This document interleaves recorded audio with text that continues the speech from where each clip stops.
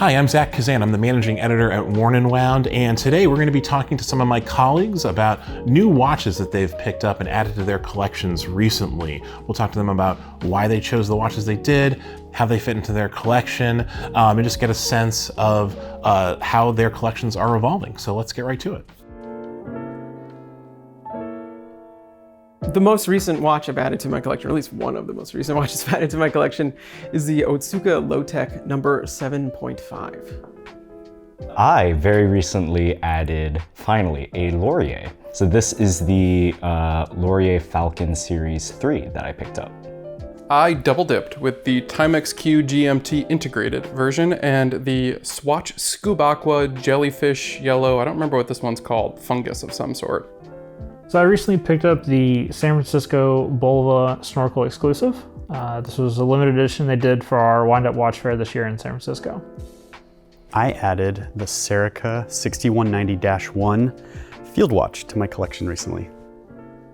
My latest acquisition is the Nomos Metro 39 collaboration with Ace Jewelers. This is a limited edition that came out recently, my first Nomos Metro.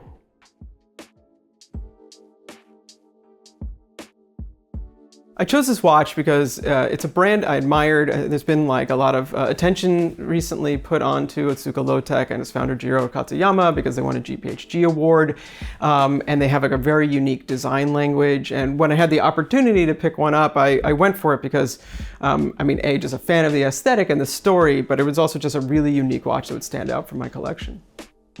I chose the Falcon Series 3 specifically because, if you just take a look at it, it takes very clear design inspirations from the Rolex Explorer, the specific reference being 1016. This is a grail watch for myself, and I imagine for many people. So until I can get my hands on that, I have this instead. And I think that the design that they landed on is something that really spoke to me.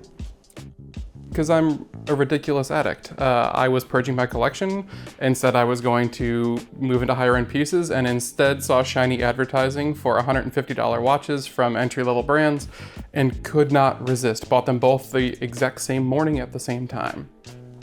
So I picked this one up because I wanted something that was quartz and relatively water resistant so that I could just have a grab and go watch for the summer and not have to think about what I was going to wear if I was busy. So this is what I picked out. I chose this particular model for a couple reasons. We have done a lot of work with Serica over the years, and they're a great client of us, and I've always admired their watches. This particular model has really stood out to me since the first time I ever saw it. I am a sucker for field watches. I'm also a sucker for field watches with dive markers on them, and this has both those attributes. The thing that really drew me to this watch was the orange dial, this like kind of multi-tone orange dial, and the fact that it's a collaboration with Ace Jewelers. I owned a previous collaboration that Nomos did with Ace Jewelers and kind of regretted selling it and was excited to try the new one.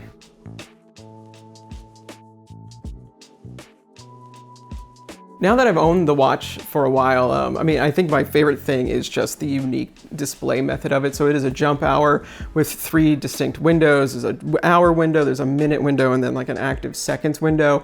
I have one watch that's sort of similar, but also very different, but there's just nothing else like this that I have that I can compare it to. And when you're wearing a watch that's very different, it sort of feels different. It's a different experience. And I've just been really enjoying the sort of bizarreness of this.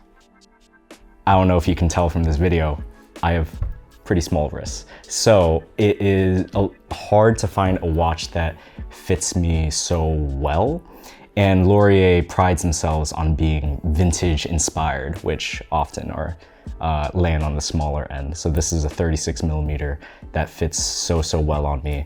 And with the newly designed bracelet that they have on this as well, it is just so light and comfortable. Ever since I picked it up, it has not stopped being on the wrist. I love the ghost date on this watch, a really cool feature that helps with its overall functionality. It's really lightweight, it's a lot of fun, it's ridiculous on the wrist. but like an ultimate summer watch right here. And then the Timex QGMT, I really like. The finishing on the case is better than you'd expect from Timex. The rubber's really comfortable. And it's a really cool travel watch and usually a higher price point complication in a really affordable package. I think what I like most about this watch is just how bright and vibrant the dial really is, while it still has that little bit of texture from the engraved swirl lines. So I picked this up at Wind Up San Francisco recently, and I have not taken it off my wrist ever since. It's been the watch I've grabbed every single day. No matter what the occasion has been, I've worn it to a wedding, I've worn it to around the house in a pair of shorts. And I think what I like about it most is that level of versatility. The comfort factor. It's an incredibly thin watch and very easy to wear. I wasn't quite expecting it to be just like so comfortable on the wrist. I find myself reaching for it in situations where I wouldn't necessarily expect myself to reach for what is basically a dress watch. The proportions are great and it works really well on my wrist.